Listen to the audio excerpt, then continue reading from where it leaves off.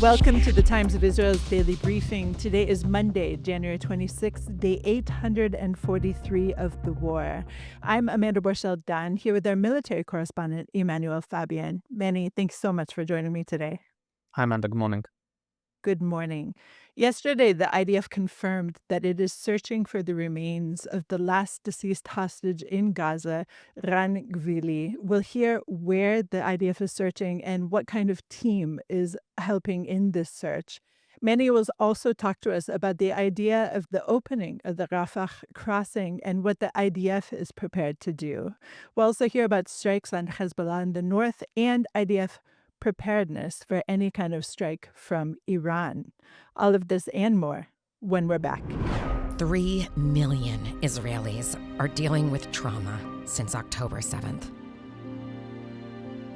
To help Israelis heal, Hadassah is there, with the largest rehabilitation center in Jerusalem, world-renowned medical centers, and youth villages. It's said, saving a life saves the world. Imagine helping millions. This is Hadassah, a life-changing force in Israel and the world.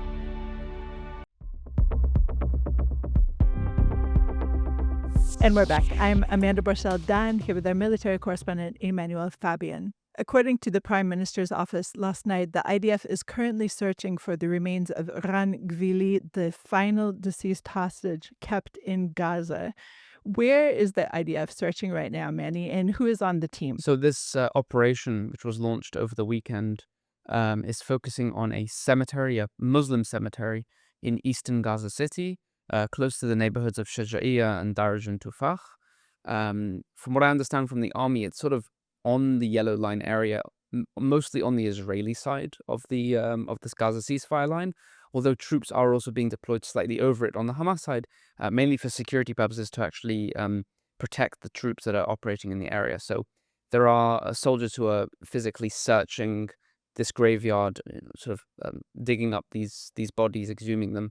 And then in addition, there's forensic experts there as well, so they can test the bodies.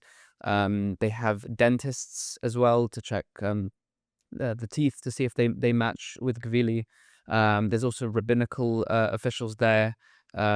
If they can confirm that the body may belong to Gvili, then they can, conduct the whole religious side of things, of bringing his body back to Israel. But right now, there hasn't been any sort of, as we're talking now, it's Monday morning, no major breakthrough yet. There are still dozens, if not hundreds of bodies in this graveyard that they need to go through. But the intelligence indicating that his body may be held here is sort of believed to be quite credible. So there is, I would say, significant optimism that they will find his body in this area. Okay, before we move on, let's talk about who is Ran Gvili and especially what he did on October 7th. So Master Sgt Ran Gvili is a police officer. He was actually on leave at the time of October 7th due to an injury. He was in a motorcycle accident.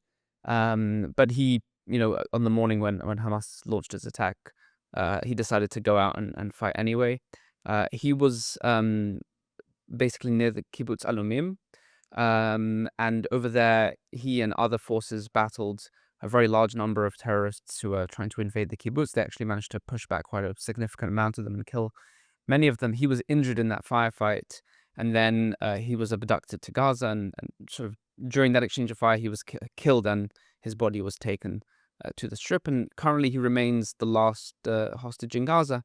It is believed that it was Islamic Jihad that abducted him and then buried his body. And it is believed to be at that cemetery. It's possible even the army thinks that Islamic Jihad didn't even know that they were burying a hostage. They may have just thought it was one of their own men or someone else, and then they buried him there. What is important to say is that the information on Gvili's body possibly being held in the cemetery is not new to the army. It's something that has been known for a while. But in recent months, I would say even in recent weeks, it's been a lot more clear.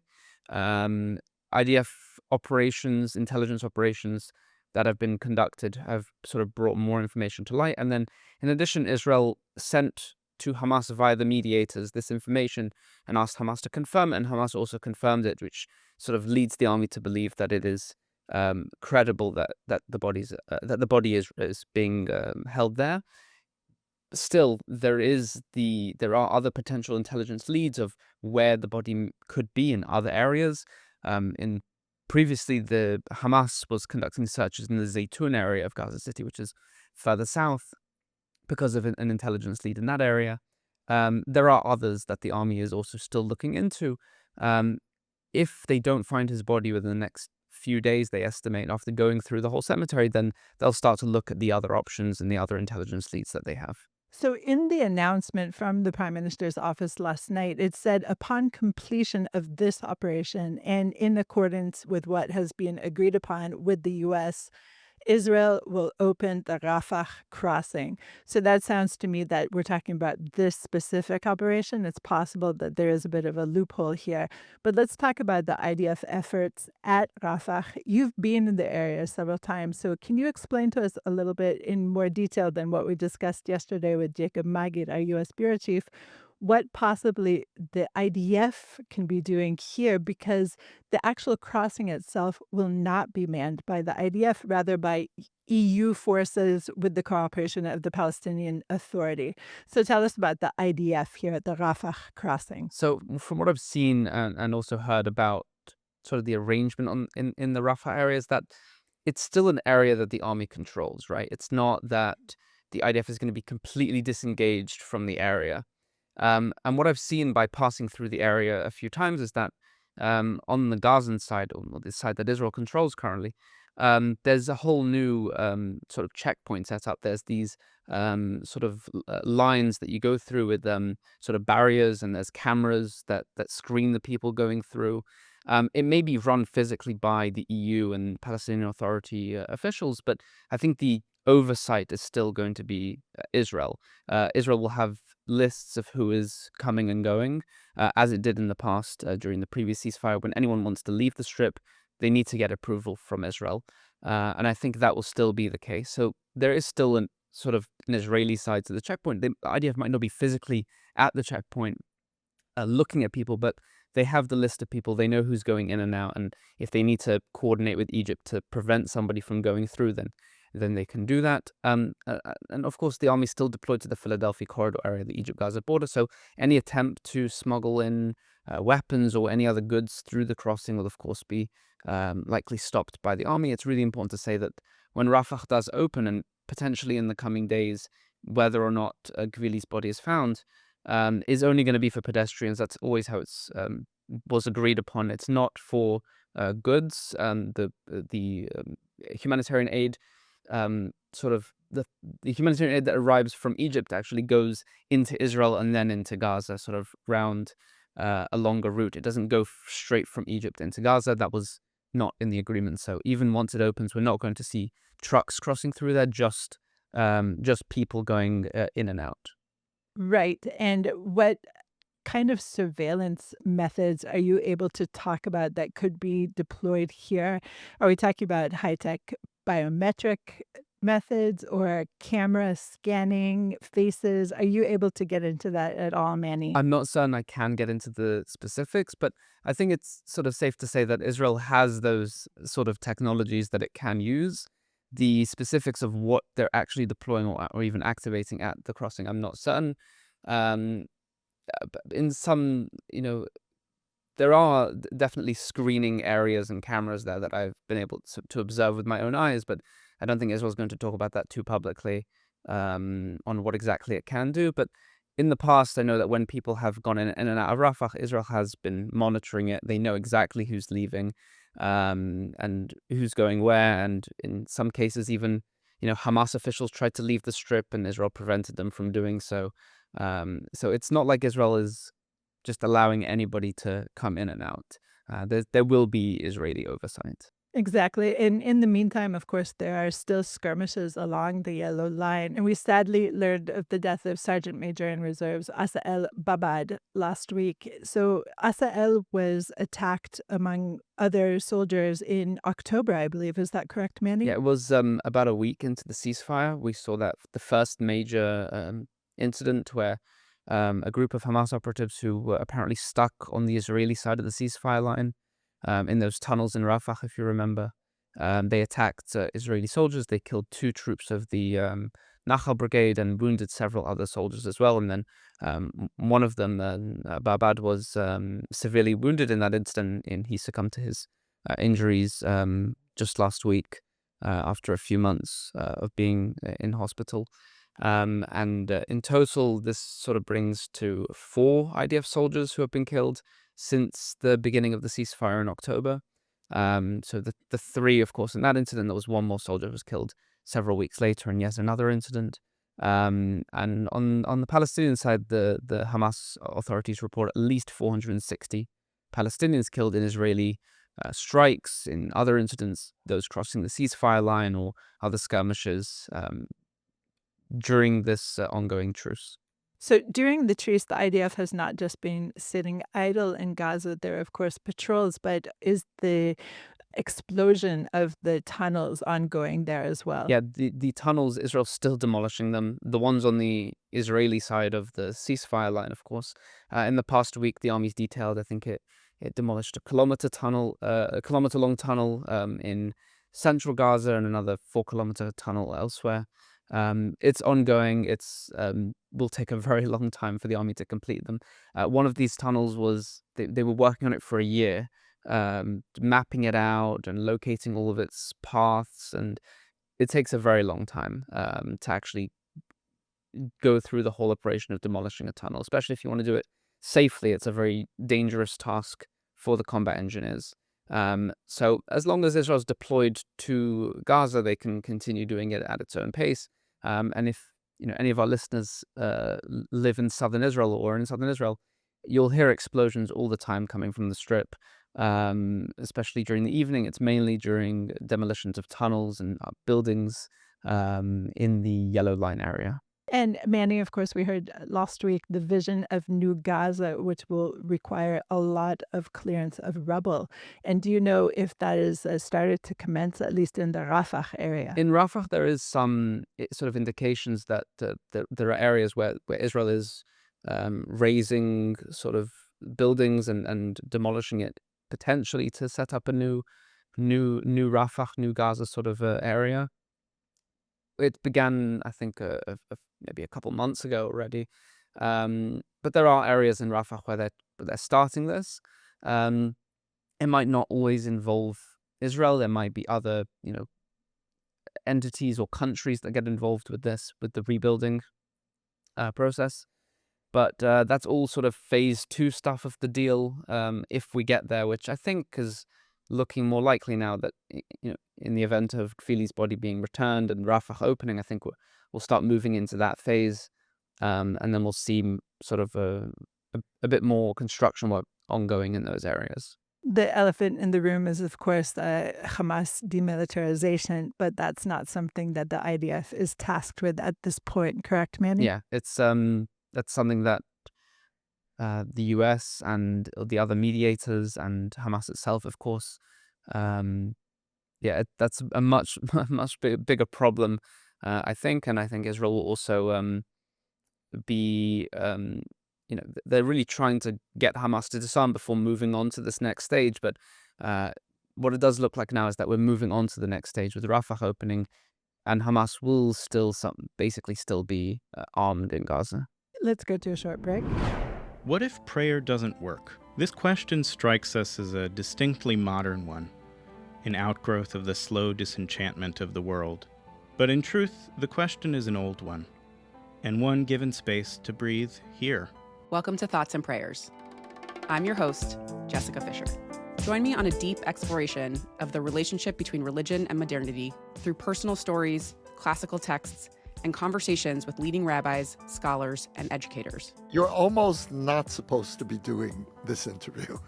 Our prayers accumulate on God's doorstep, piled outside like an unimaginably tall stack of letters.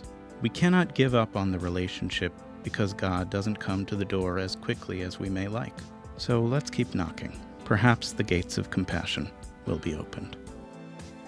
Join us every week on Thoughts and Prayers, wherever you get your podcasts.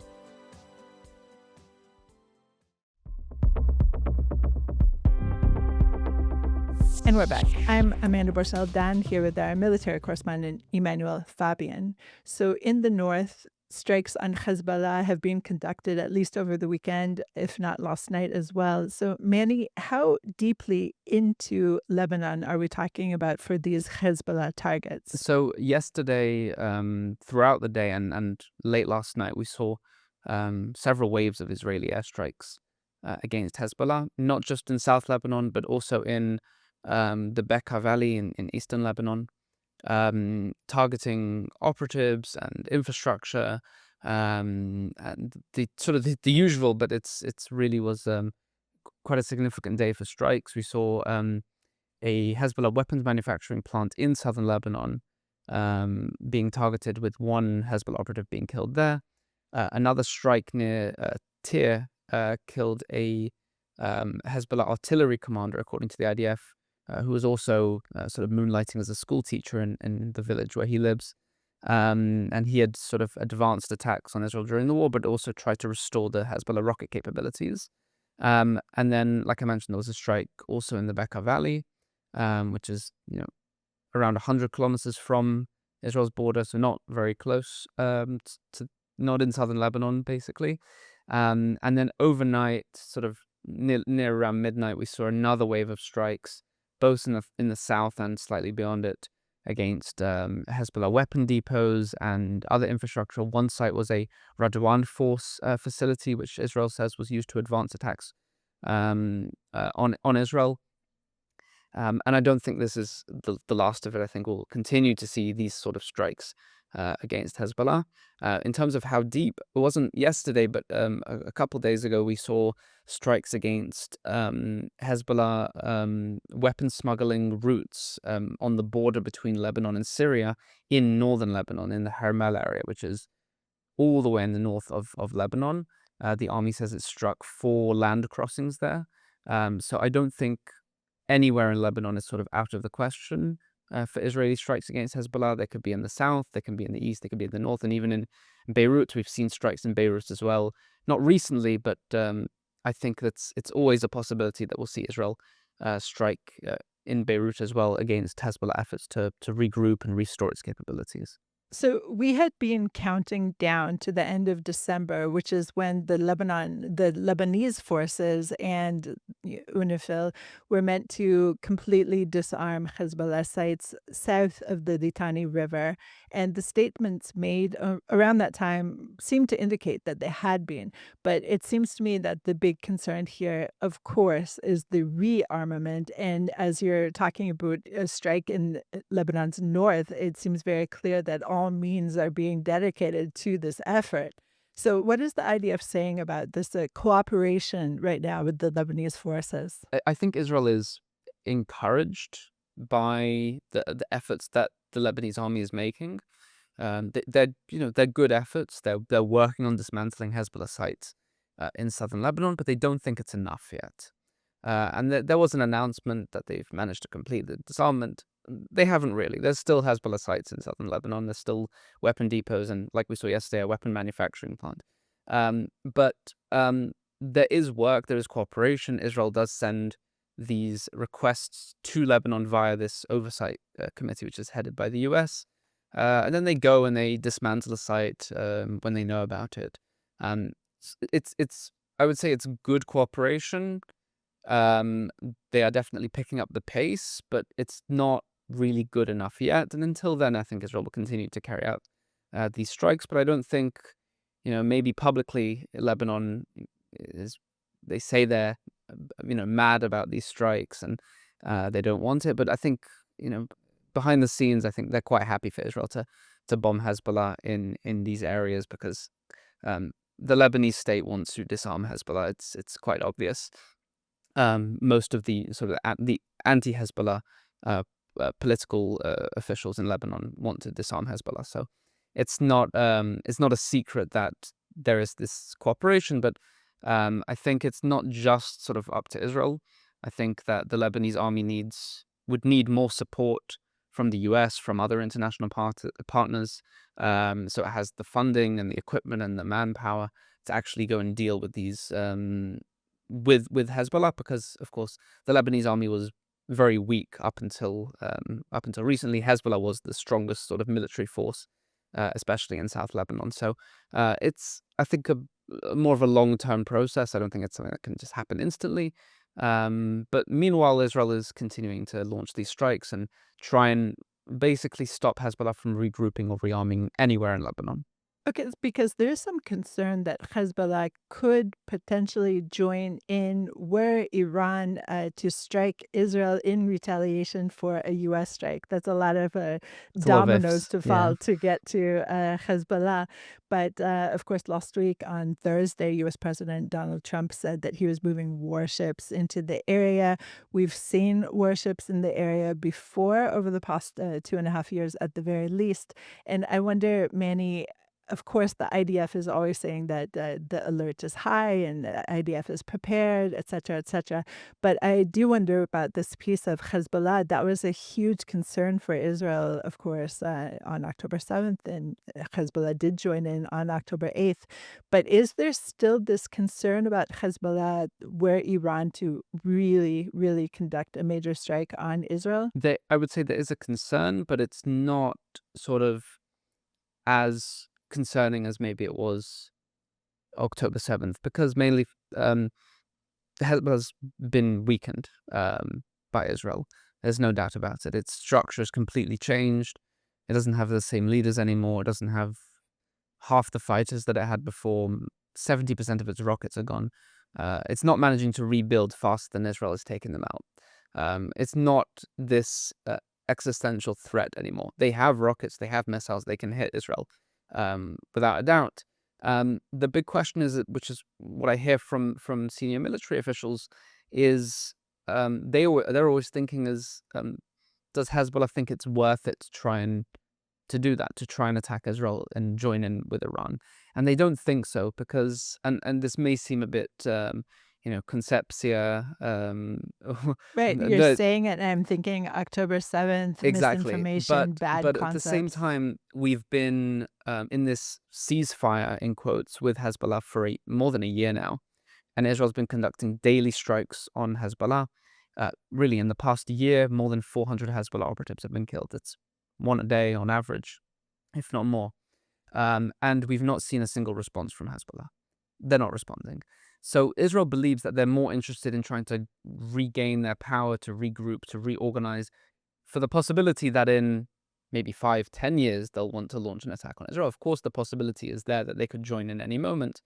But Israel thinks that they're more interested in their long-term rebuilding rather than launching an attack now with their limited power and then being, of course, defeated again by Israel. So that's the consideration that Israel thinks Hezbollah is making. It could be completely wrong. And that's why Israel is still very much well prepared on the northern border. There's the 5 posts still inside southern Lebanon.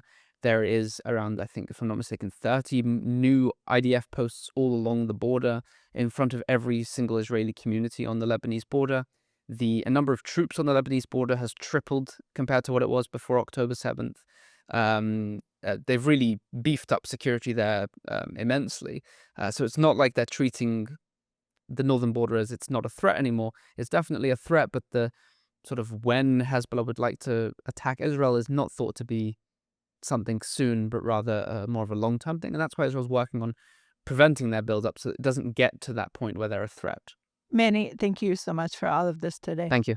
Thanks for listening to the Times of Israel's Daily Briefing. Please check out another installment tomorrow. This episode was produced by the Podwaves and Ari Schlacht. If you have any questions or comments about this or any other podcast, please drop us an email to podcast@timesofisrael.com. Until tomorrow, shalom.